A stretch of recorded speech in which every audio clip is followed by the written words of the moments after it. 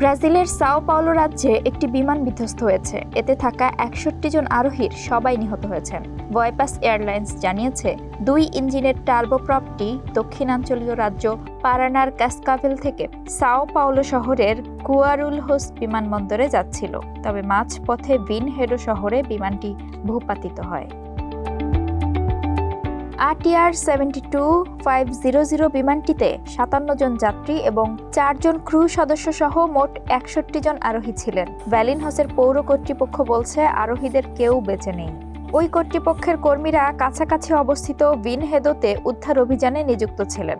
ব্রাজিলের president Luiz Inacio Lula da Silva নিহতদের পরিবার ও স্বজনদের প্রতি সমবেদনা জানিয়েছেন। এ ঘটনায় সাও পাওলো রাজ্যের governor Tarcisio Gomes de Freitas ৩ দিনের শোক ঘোষণা করেছেন।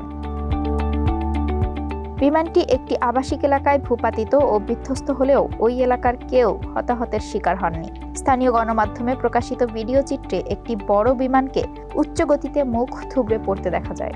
অন্য কিছু ছবিতে একটি আবাসিক এলাকার দুর্ঘটনাস্থলের একটি বিশাল এলাকা আগুন ও ধোঁয়ায় আচ্ছন্ন হয়ে থাকতে দেখা যায়। প্রায় ৭৬,০০০ অধিবাসীর ভিনহেদো শহর সাও পাওলো থেকে প্রায় ৮০ কিলোমিটার উত্তর পশ্চিমে অবস্থিত। কর্মকর্তারা বলছেন বিমান ভূপাতিত হওয়ার ঘটনায় স্থানীয় কন্ডোমিনিয়াম কমপ্লেক্সের একটি মাত্র বাড়ি ক্ষতিগ্রস্ত হয়েছে। এদিকে ফ্লাইট রেকর্ডারগুলো উদ্ধার করা হয়েছে বলে জানিয়েছে কর্তৃপক্ষ। ফরাসি ইতালীয় বিমান নির্মাতা এটিআর বলছে এই দুর্ঘটনা তদন্তে তারা সহযোগিতা করবে। ট্র্যাকিং ওয়েবসাইট ফ্লাইট রাডার 24 অনুসারে বিমানটি স্থানীয় সময় বেলা ১১:৫৬ ক্যাসকেভেল ছেড়ে যায়। এর প্রায় ১.৫ ঘন্টা পর বিমান থেকে সর্বশেষ সংকেতটি পাওয়া গিয়েছিল।